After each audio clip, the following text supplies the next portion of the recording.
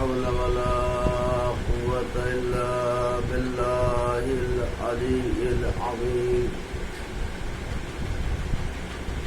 بسم الله الرحمن الرحيم.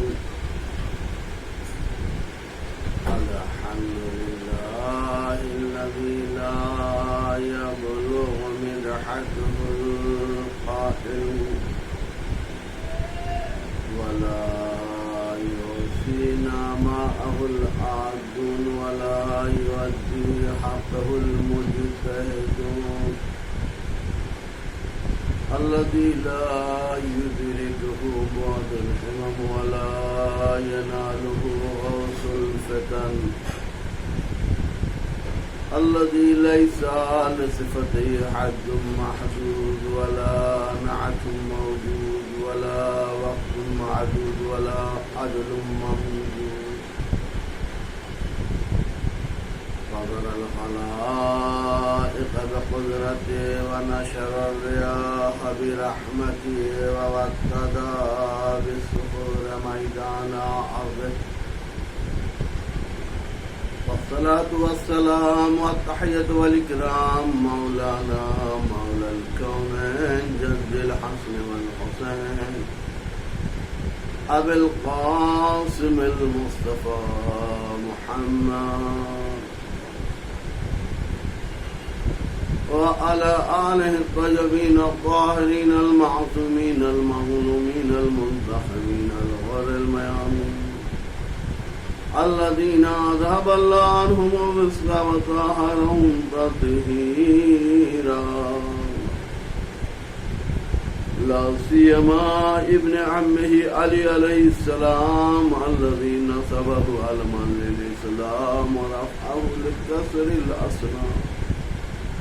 واللعنة الدائمة الباقية على أعدائهم أجمعين من الآن إلى قيام يوم الدين.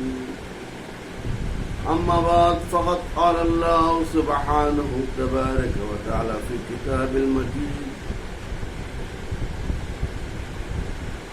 بسم الله الرحمن الرحيم إنما يتقبل الله من المتقين. صلوات على محمد اللهم صل على محمد. معزز ناظرین، واجب الاحترام سامعین، خداوند عالم قرآن مجید میں ارشاد فرما رہا ہے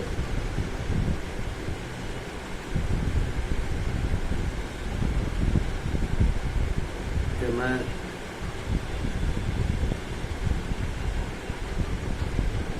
اعمال اور عبادت اسی کی قبول کرتا ہوں جو مومن اور متقی ہے.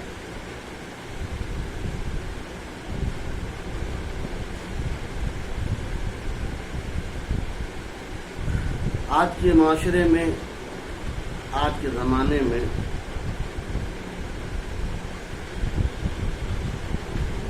چاہے وہ عبادت ہو، چاہے وہ اعمال ہو، چاہے وہ نظر و نیاز ہو، چاہے وہ عزاداری ہو،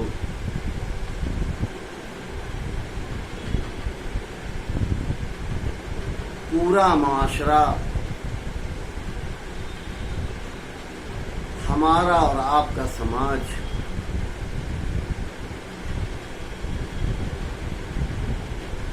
کثرت عمل پر زور دے رہا ہے. عمل کی زیادتی کی طرف متوجہ ہے، اور اس کا بین ثبوت یہ ہے کہ کل کے مقابل میں آج مجلسیں زیادہ ہو گئی ہیں، کل کے مقابل میں آج نظر و نیاز زیادہ ہوئے، کل کے مقابل میں آج شبیہ تابوت، علم، جلوس یہ بہت زیادہ برآمد ہے، خدا کا شکر۔ لیکن جس چیز پر ہم سب زور دے رہے ہیں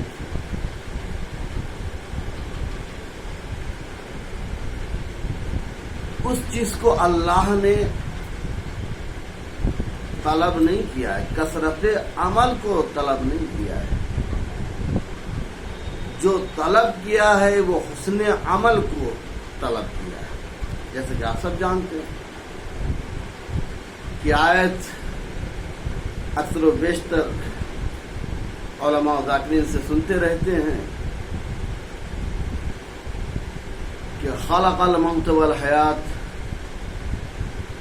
لیبلوکم ایکم احسن عملا، احسن عمل طلب کیا گیا ہے۔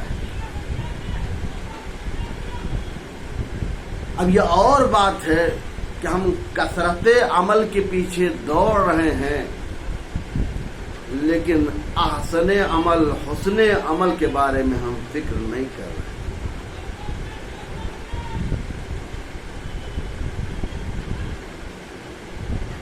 کوشش آج کی مجلس میں یہ ہے کہ میں آپ کے سامنے عرض کروں کہ آپ لاکھ عمل کو انجام دیں،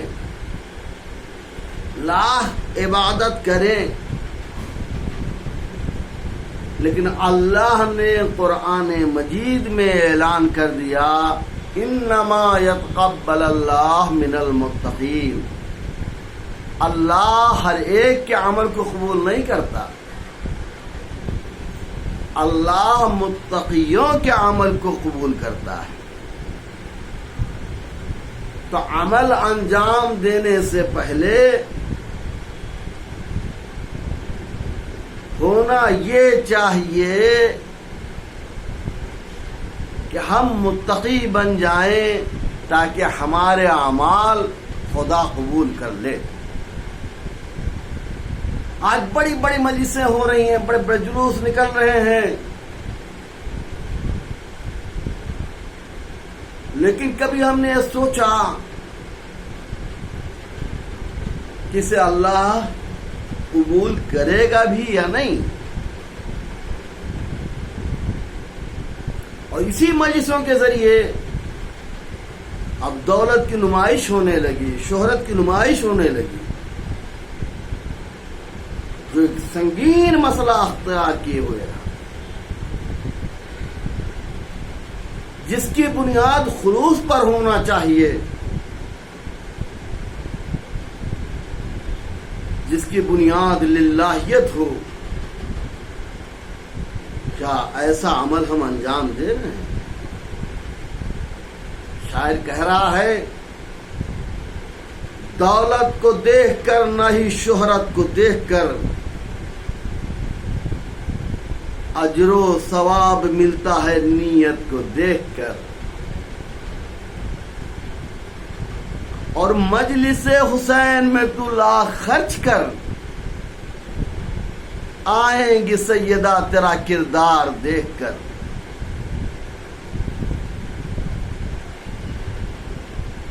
خداوند عالم کہہ رہا ہے انما یتقبل اللہ من المتقین، اللہ متقیوں کے اعمال کو قبول کرتا ہے۔ اور یہی نہیں، آگے اعلان کیا ان اللہ یحب المتقین، اللہ متقیوں کو دوست رکھتا ہے۔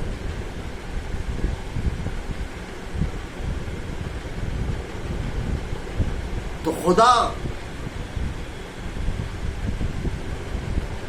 اگر یہ کہہ رہا ہے کہ ہم اسے دوست رکھتے ہیں جو متقی ہو، تو ظاہر سی بات ہے ہمیں پہلے متقی بننا ہوگا۔ ایک جگہ اور خدا نے اعلان کیا ان اکرمکم عند اللہ اتقاکم،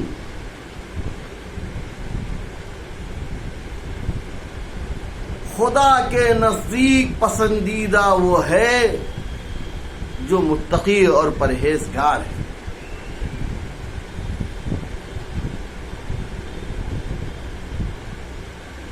یہ نہیں خدا نے کہا کہ جو سید ہے وہ میرے نزدیک پسندیدہ ہے، جو زیدی ہے وہ میرے نزدیک پسندیدہ ہے، جو نقوی ہے وہ ہمارے نزدیک پسندیدہ نہیں۔ اللہ نے پرہیزگار اور متقیوں کو قریب تر اور برگزیدہ بنایا ہے۔ میرے نوجوانوں، میرے بزرگوں، ضرورت ہے کہ پہلے ہم متقی بنیں۔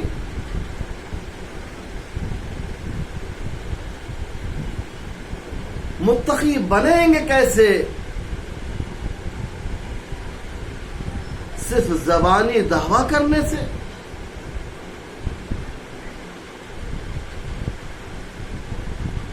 نہیں، متقی پرہیزگار بننے کے لیے ضروری ہے کہ ہم ان اوصاف کو اپنائیں جو امام علی نے ہمارے لیے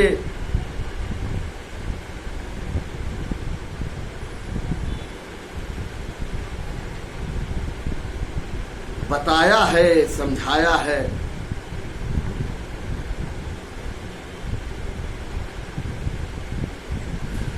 امام علی کا ایک چاہنے والا جس کا نام ہے حمام، امام کی خدمت میں پہنچتا ہے اور کہتا ہے صف لی المتقین، اے امام آپ ہمارے لیے متقین کی تعریف کر دیں، متقین کے صفات بیان کر دیں۔ امام علی علیہ السلام کہتے ہیں یا حمام اتق اللہ و احسن، ان اللہ مع الذین اتقوا وهم محسنون۔ آپ نے کہا کہ حمام تقوی الہی اختیار کرو، پرہیزگاری اختیار کرو اور نیکوکار بن جاؤ، نیک لوگوں میں سے ہو جاؤ، نیکی کرو۔ حمام نے سنا اور سننے کے بعد کہا مولا تشفی نہیں ہوئی، تسلی نہیں ہوئی، آپ اور وضاحت فرمائیں۔ مولا علی نے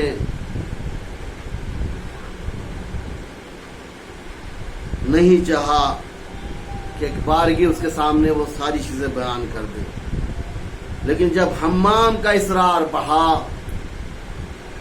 تو آپ نے سب سے پہلے خداوند عالم کی وحدانیت کا اقرار کیا، اس کی ربوبیت کو بیان کیا، اس کی تعریف کی، اور اس کے بعد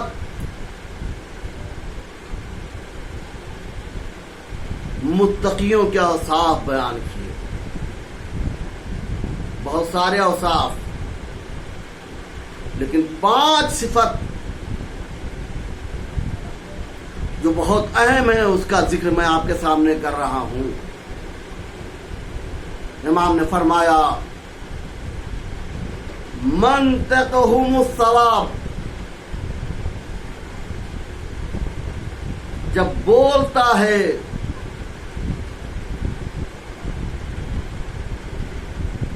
تو جچی تلی بولتا ہے، نپا تلا بولتا ہے۔ جیسے کہ آپ سب جانتے ہیں لسان العاقل ورعا قلبہ،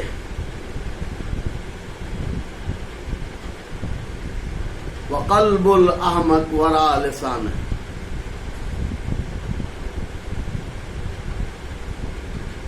احمق جاہل بولتا پہلے ہے، سوچتا بعد میں ہے۔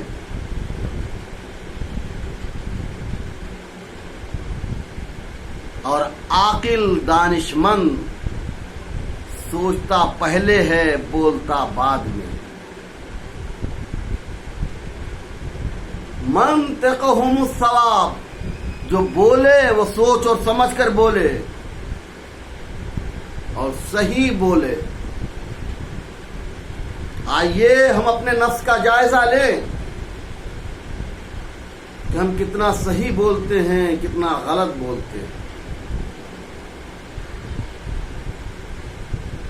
جب ہم اپنے نفس کا جائزہ لیتے ہیں تو آج اپنے معاشرے کا جائزہ لیتے ہیں، اپنے سماج کا جائزہ لیتے ہیں، تو آج دو آواز سننے کو مل رہی ہے: العجل یا امام، العجل یا امام، لبیک یا حسین. جان قربان، جو یہ آواز بلند کر رہے ہیں، لیکن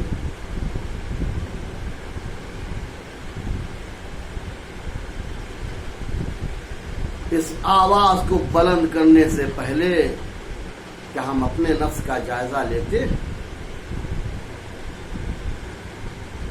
سب سے زیادہ میں اپنے نوجوانوں سے اس وقت مخاطب ہوں. میرے نوجوان بتائیں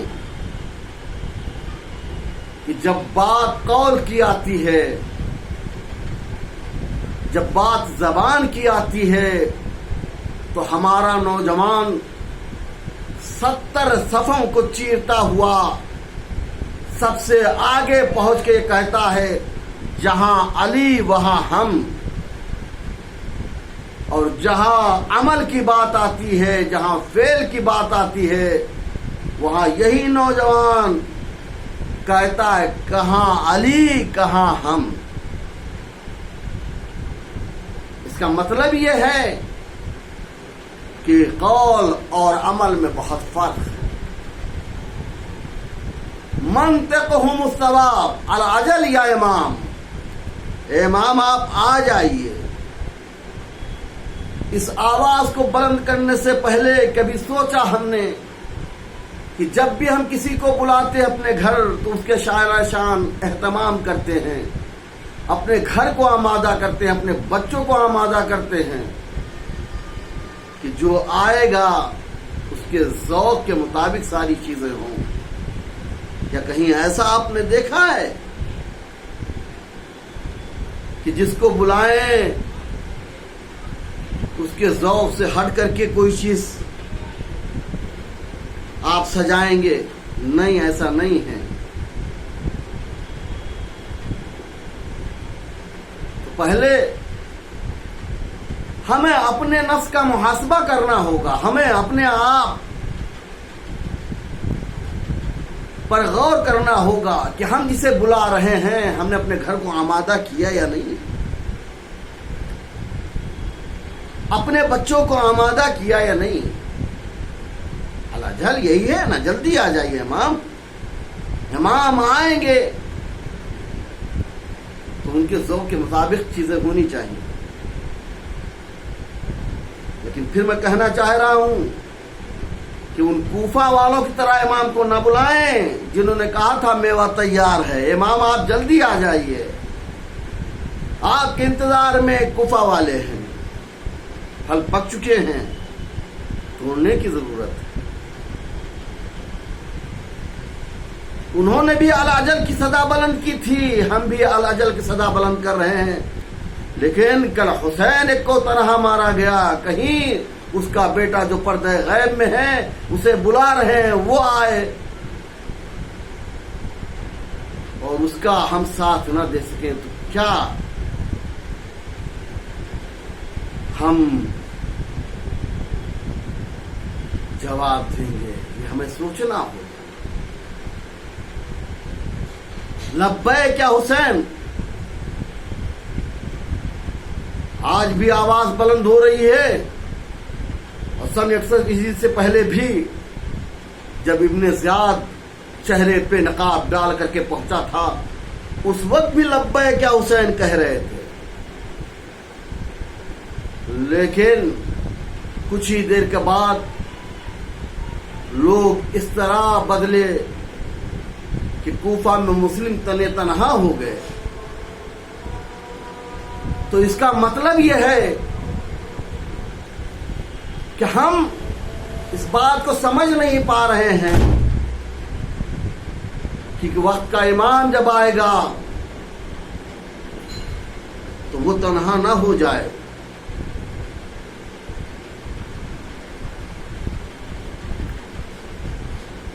لبیک کہنے سے پہلے ہمیں سوچنا ہوگا.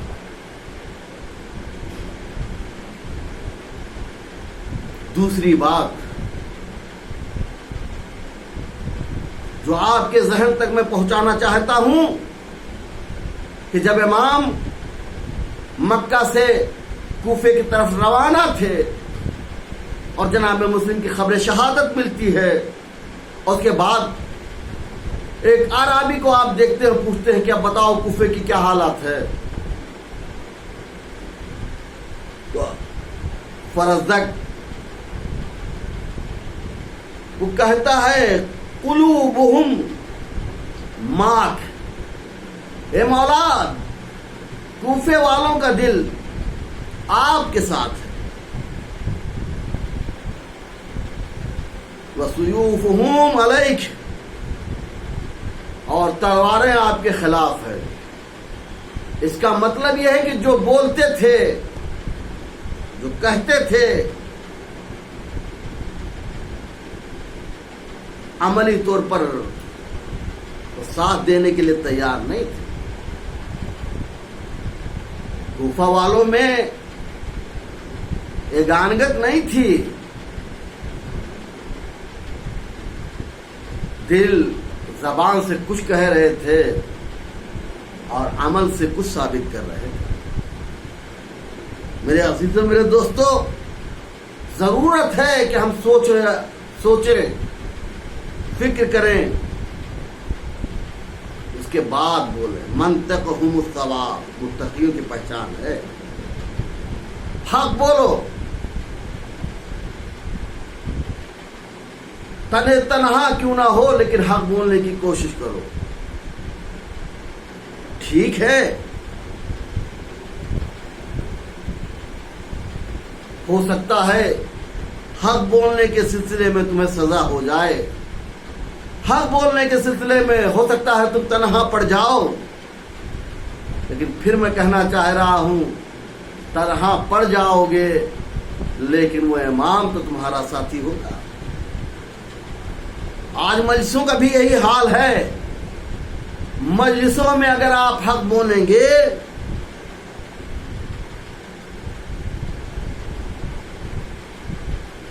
تو حق کو سننے والے بہت کم ہیں. لیکن میں پھر کہہ رہا ہوں، مجلس وہی مجلس ہے جو عوام پسند نہ ہو، امام پسند ہو. صلوات پڑھ دے محمد و آل محمد.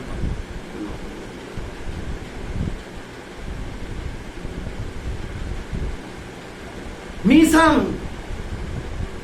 ابن زیاد کا دربار ہے اور بھرے دربار میں میثم کھڑے ہو جاتے ہیں اور حق بیانی اس طرح کرتے ہیں بغیر کسی پرواہ کیے ہوئے کہ حکومت ابن زیاد کی ہے، حکومت ابن زیاد کی ہے، دربار ابن زیاد کا ہے. یہ ہو سکتا ہے سر قلم کرا دے، باوجود اس کے حق کہنے میں ذرا بھی نہیں ہچکی جائے. منطقہم الصواب، متقی کی پہچان یہ ہے کہ جہاں بھی ہو، جس جگہ بھی ہو، آپ کا اعلان کرے.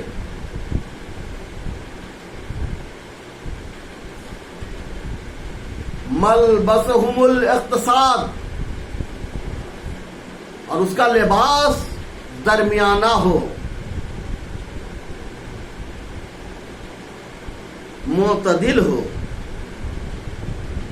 نہ ایسا ہو کہ فضول خرچی میں شمار ہو اور نہ اتنا پھٹا پرانا ہو، کہنا ہو کہ لوگ اس کا مذاق اڑائیں. لیکن یہاں ایک بات میں کہنا چاہ رہا ہوں کہ آپ جان لیں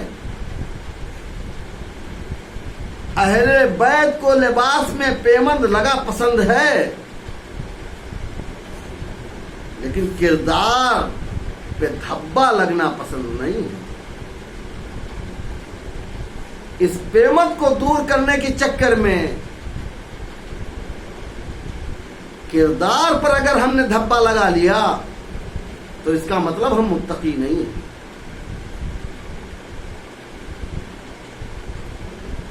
وَمَشِيُّهُمُ التَّوَاضُعُ، متقی جب چلتا ہے تو تواضع سے چلتا ہے، انکساری سے چلتا ہے،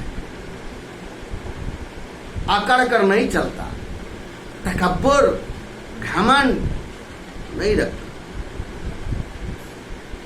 خداوند عالم نے کہا لا تمشی فی الارض مرحا، زمین پر اکڑ کر نہ چلو۔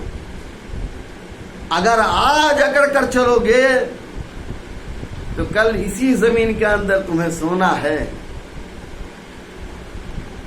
پھر یہ زمین جس پر آپ اکڑ کر چلے ہیں وہی تمہیں مسل کر رکھ دے، پیس کر رکھ دی۔ لہذا قرآن نے کہا لا تمشی فی الارض مرحا یا عباد الرحمن الذین یمشون فی الارض۔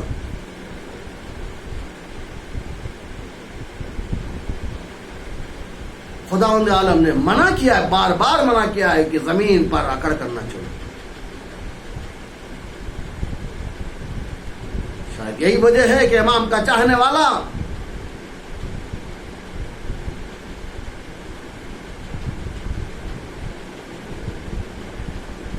امام سے سوال کرتا ہے، مولا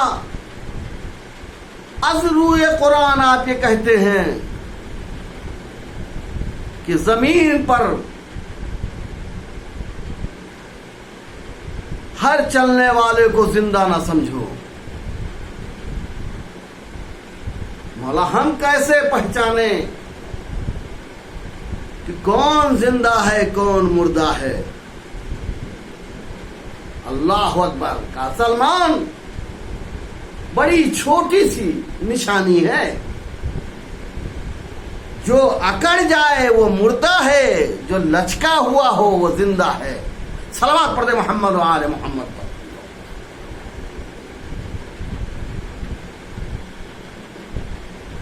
جو اکڑ جائے وہ مردہ ہے، جو لچکا ہوا ہو وہ زندہ ہے۔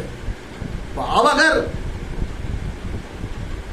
اپنے معاشرے اپنے سماج میں جاننا ہے کہ کون زندہ ہے کون مردہ ہے تو یہ دیکھو جو اکڑا ہوا ہے وہ مردہ ہے، بھلے ہی معاشرے کی نظر میں زندہ ہو لیکن قرآن اور امام کی نظر میں وہ مردہ ہے، اور جو لچکا ہوا ہو وہ زندہ ہے۔ آئیے ہم آپ کو علی کے چاہنے والے کی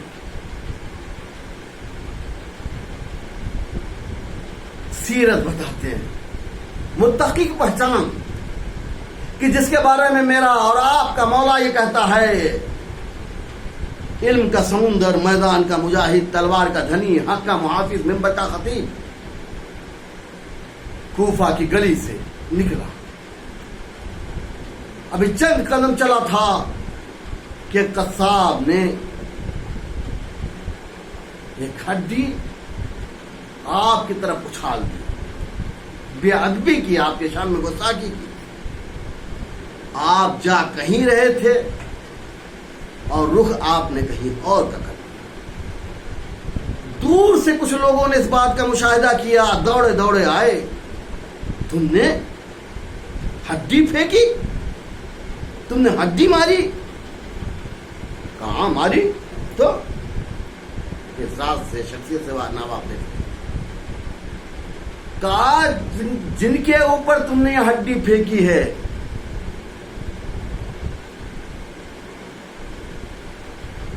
اس کو پہچانتے ہو؟ یہ علی ابن ابی طالب کے لشکر کا سپہ سالار مالک اشتر ہے۔ جیسے ہی مالک اشتر کا نام سنا قصاب کی پنڈلیاں کانپنے لگی اور دوڑا دوڑا مالک اشتر کی طرف چلا۔ کیا دیکھتا ہے کہ مالک اشتر نماز ادا کر رہے ہیں، نماز جیسے تمام کی اور دعا کے لیے ہاتھ بلند کیا، دعا کیا، اور جیسے نماز تمام کی ویسے مالک اشتر کے پیروں سے وہ لپٹ گیا، مجھے معاف کر دیجیے، مجھ سے غلطی ہو گئی ہے۔ مالک اشتر اللہ اکبر، جو اتنا بڑا سورما تھا جس پر علی فخر کرے، مالک اشتر اسے اپنے سینے سے لگا لیتے ہیں اور کہتے ہیں دیکھ مجھے جانا کہیں اور تھا لیکن آیا ہوں، اور 2 رکعت نماز مغفرت تیرے لیے میں نے پڑھی اور دعا کیا کہ پروردگار تجھے ہدایت مل جائے۔ اسے کہتے ہیں تواضع۔ اللہ اکبر، ہم آج یہی نہیں سمجھ پائے بہادری کسے کہتے ہیں۔ بہادر کو تواضع اور منکسر ہونا چاہیے۔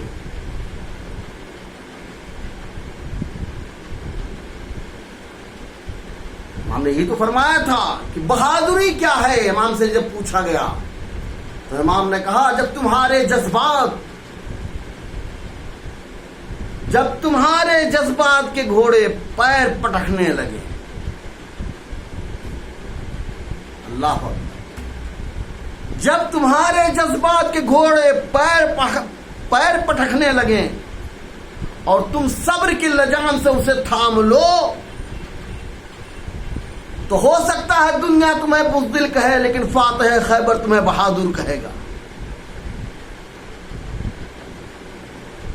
لہذا ہمیں ایسے موقع پہ صبر سے کام لینا چاہیے۔